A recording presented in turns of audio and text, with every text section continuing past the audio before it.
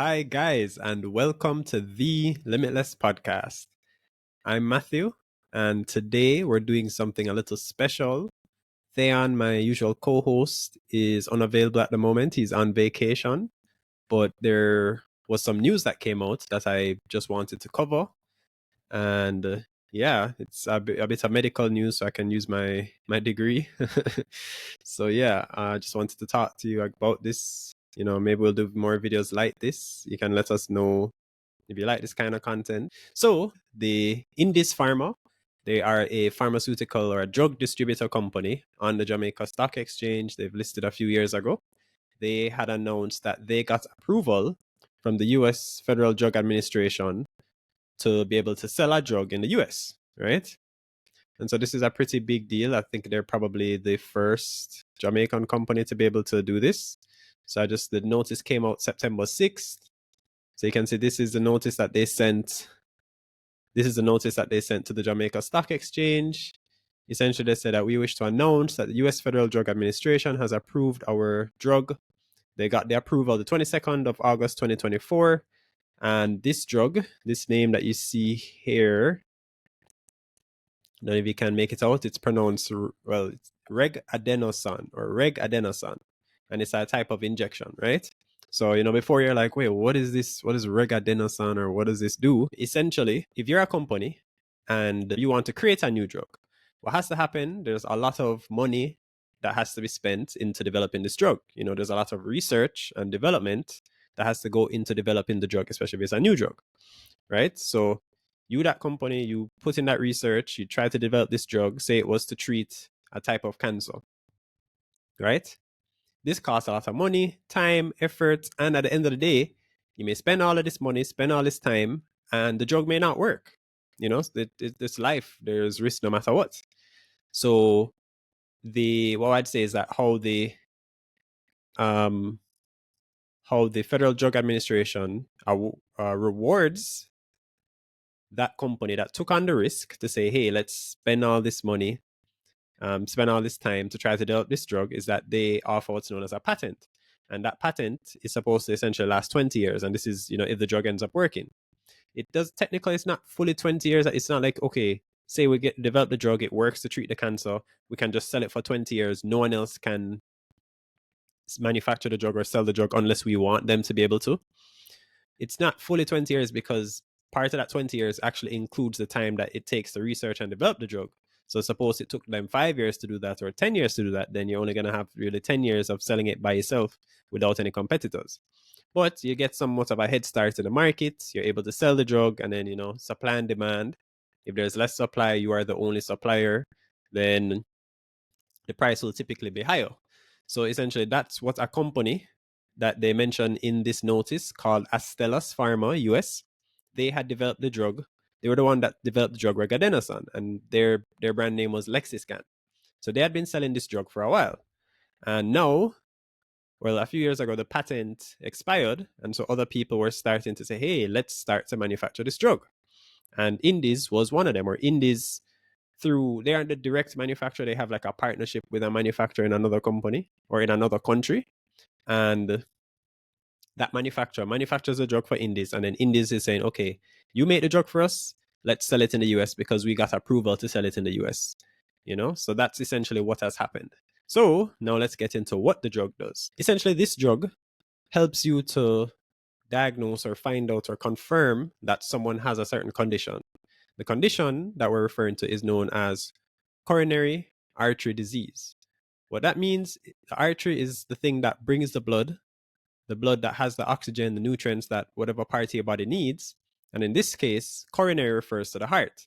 So it's essentially saying you are having a disease or a problem with the artery, the thing that is supplying the blood to your heart. So that's it. It's disease of the artery of the heart.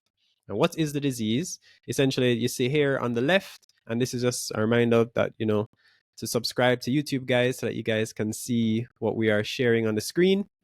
This is known as a healthy coronary artery. So this is just a picture. This is the heart here on the left, and then these are the blood vessels that supply it and give it the oxygen and the nutrients. Just like we need food, the heart needs food. So here's a healthy coronary artery. You can see that the blood can flow freely through it. It's like a hose. If you don't block the hose, the water can flow fine through it. But then when you start to say there was like a big stone that blocked the water in the hose, you can see that, if it blocked the hose completely, no water could pass. So what happens is that over time, if you have like a poor diet, you eat lots of fatty foods, lots of junk food, KFC, Popeyes, those kind of stuff, it will essentially block up that blood vessel. And so it makes it harder. Less blood is able to actually get to the heart. And remember, your heart is very important. It's beating, it's sending blood all around your body. So if that happens, you have what we call coronary artery disease. And it can lead to pain in the chest. It can lead to damage to the heart. It can even lead to death of parts of the heart. And then that can lead to death. So that's what coronary artery disease is. So how does the Regadenoson fit into this? We have to go to our next image. So you can see that on the left here, I'm showing you the coronary artery disease. So this is an artery here, and it's like it splits into two, right? And say this is supplying one part of the heart, this is supplying another part of the heart. Like say it's another part of the heart muscle. You can see this yellow here is like a blockage, right? Just like the fatty food, the KFC, the Burger King, the Popeyes. It's essentially blocking that. And so it's harder for the blood can't pass through there. So the blood has to kind of go around it. But it's hard. And so this area of the heart isn't really going to get as much blood. So what it does, the heart, your body has the ability to kind of change or adapt. And what it will try to do is actually open up this blood vessel, or I don't know if you can notice here that it's actually wider than this side. So that is a adaptation or a change that has happened to allow it that this area will still get close to the amount of blood as this side. So that happens normally. Your body is compensating so that your heart is still able to beat fine and you're still able to walk around. But there's a limit to how well that can happen, because if the blockage gets worse and worse, and suppose there's another blockage end up developing here, you could have complete blockage and then you can have lots of damage there. So what happens is that these people who have the coronary artery disease, they may be fine when they're sitting down, not doing much. But then when they're going to exercise, like they're going to go run or jog, that's when the heart's demands are going to, increase. The heart's going to need much more blood than usual. And so that's when this would be a problem, because at rest, you're able to supply enough blood. But when you're in demand, you can't supply enough blood because of this blockage. It's going to affect the ability to supply it.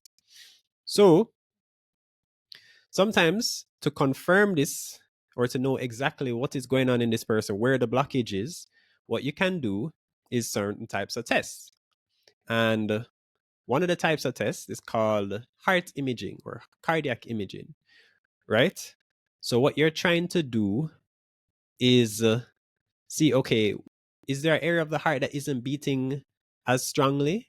Maybe that area is not beating as strongly because it's not getting as much blood. So like, okay, there's a blockage in that person's blood vessel. We may need to remove it. We need to pass something that can pull out the blockage, or need to give them certain medications that over time will help to shrink it down. But to know for sure that they have it, we want to essentially put them in that position where their heart is working very fast, or exercise. But not everyone can exercise to the degree that you need to be able to find out the issue, because maybe someone who doesn't have the coronary artery disease as bad, they could run a 5K and they're fine. But then if they were to run the 10K, that's when their heart would give the problem. But the person physically just can't handle pushing themselves to a 10K because they're just not fit. There's a certain amount of exercise that you need to trigger or to find out if you have this problem. And if you don't have the ability to do that, like to run that fast, you may never reach that point. So what we try to do as doctors is try to aid that, or we can give medications that can almost trigger that, or mimic that, or cause that similar effect without the person having to exercise. That is where Regadenoson comes into play. It is one of those drugs. It is the preferred drug out of other different options. It has pretty good like side effect profile. Especially now it's going to be more affordable too because more people will be able to make it. So how that drug ends up working is that it is known as a vasodilator. It opens up the blood vessels. So what happens if you look on the right, same situation, the person has a blockage. But when you gave them the Regadenoson, you know, gave them Regadenoson, what happens is that it dilates the blood vessel on the other side. So this was the healthy side. It's not specific to either side. So remember, one of the sides that were already had the blockage, it was already dilated as much as it could. It was already compensating as much. So now you're giving them the drug, it dilates the other side, and that side, even though it could supply the blood to the heart fine, and you end up pulling it from the area that really needed the blood and barely was getting enough blood already. And so you then will cause issues with the heart, or you'll see the heart not pumping as fast. And if you're doing a scan, you can then say, okay, this area is definitely not getting enough blood when they're getting the drug. Okay, they have coronary artery disease, and you can see where it is. And so that's essentially what Regadenoson does. It allows you to know, okay, this person has coronary artery disease. Where is it? It can help you to find out like how severe it is, where in the heart it is, those kind of stuff. So that's the drug that Indies got the approval to be able to distribute in the United States.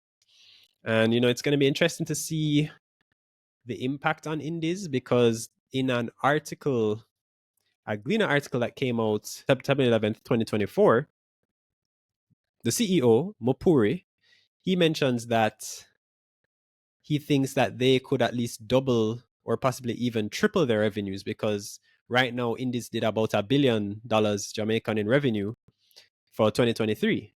And he's saying that we think that they could essentially do about 2 billion to 3 billion from this, because of this, a big part of it being this contract, and they're hoping to sell it before the end of 2024 or early 2025. So I think it'll be interesting to see what happens. Something to note, though, is that Indies is not the only person in the world who can sell this. There are a lot of other companies that can sell this, but it will be interesting because even in the notice, they mentioned that the size of the market.